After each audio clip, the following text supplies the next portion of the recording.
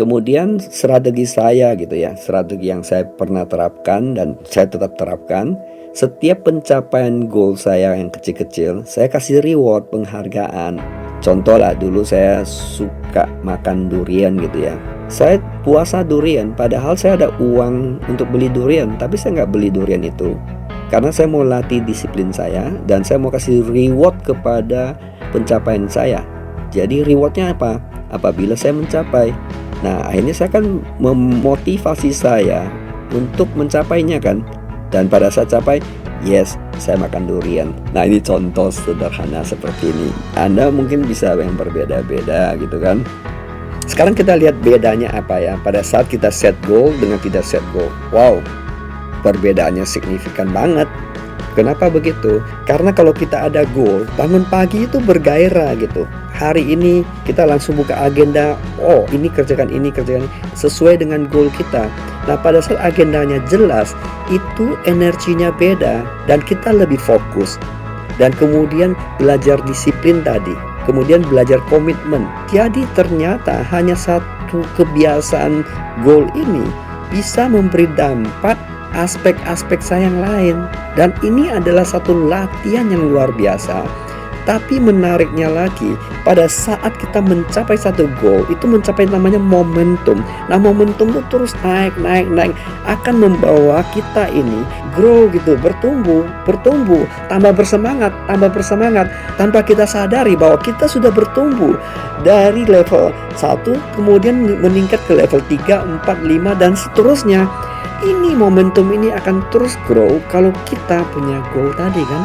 Dengan demikian, kita hidupnya lebih produktif gitu. Kalau seseorang hidupnya lebih produktif, setiap waktunya sangat bermanfaat buat dia, sehingga bergairah. Pada saat kita bergairah itu passion gitu, istilahnya passion gitu. Otak kita juga mengeluarkan endorfin. Nah, endorfin itu adalah endorfin happiness.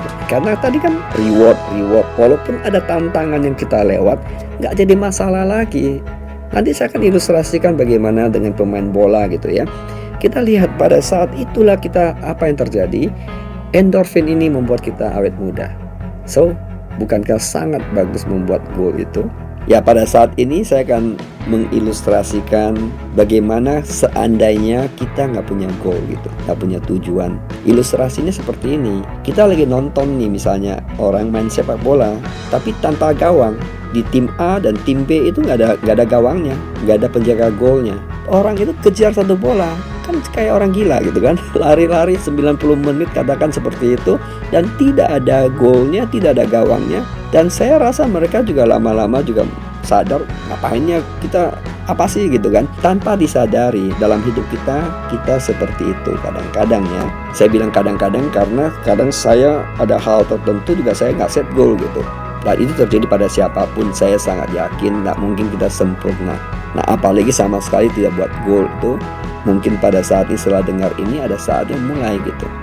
Nah, kembali yang tadi saya bilang bahwa saya akan singgung tentang main bola tadi ya.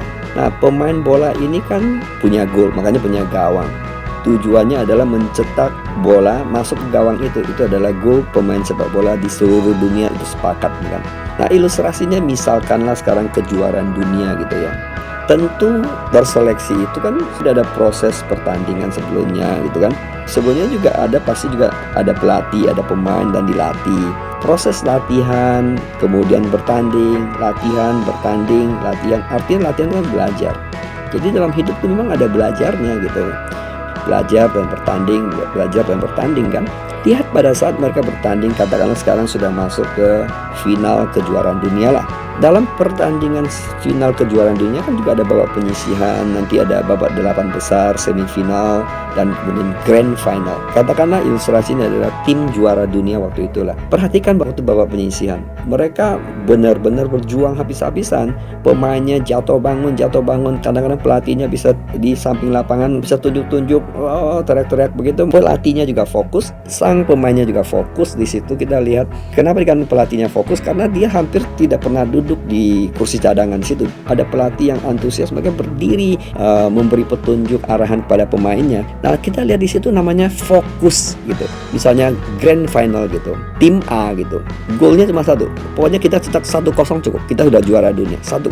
Jadi gol mereka 1-0. Jadi semua pemainnya fokus kepada 1-0. Kan tidak mungkin dalam pertandingan itu ada satu pemain bilang gitu, saya mau leha dulu, minum kopi, keluar lapangan sebentar, kalian main dulu deh. Tak mungkin kan? Nah, di sini juga dalam kenyataan hidup begitu. Kan kalau kita sudah punya gol, kan fokus pada gol itu. Contoh tadi, misalnya ada satu leha-leha. Bagaimana kalau satu tim ada 5 orang leha-leha? Apa yang terjadi? Berarti ada 6 pemain lawan 11 pemain. Ya, dipastikan gawang yang jebol. Hal ini sering terjadi. Yang terjadi adalah 0-1, bukan 1-0. Contoh COVID-19 ini, berapa banyak gawang orang jebol dalam finansial gitu. Lantas ada yang bilang hidup ini kejam.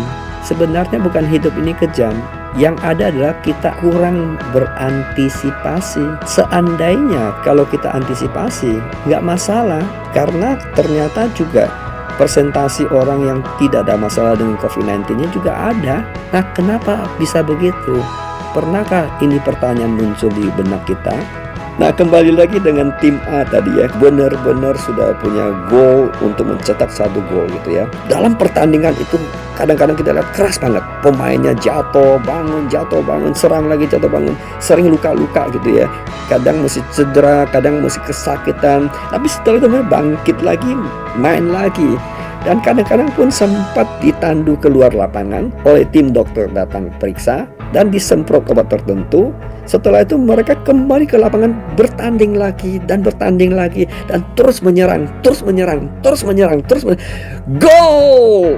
Penonton pun mungkin penonton di seluruh dunia pun ikut teriak yes, gol. Perhatikan tidak, pada saat pertandingan itu sering juga ada tim yang mainnya kurang oke atau pemain yang kurang oke, juga diteriakin penonton. Tapi juga ada pemain yang yes, you can do it, yes. Kemudian menggiring bola, yes, go! Dan 1-0 timnya juara. Dan semua penonton berdiri memberikan namanya standing ovation. Yes, you are the champion, you are the winner. Selamat menyusun gol dan jadilah pemenang. Sampai ketemu di sharing saya yang berikut.